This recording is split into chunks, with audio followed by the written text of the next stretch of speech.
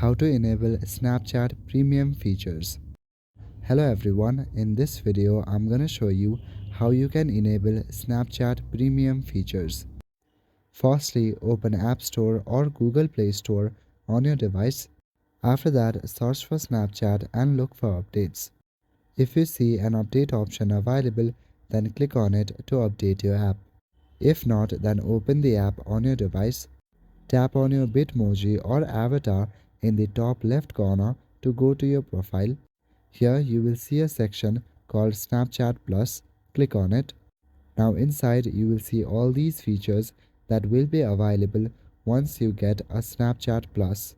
There are different subscriptions such as monthly, 6 months or yearly. Once you look at the features, then tap on Next at the bottom.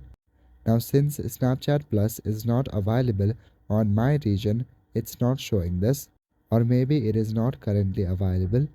In this case, all you can do is wait.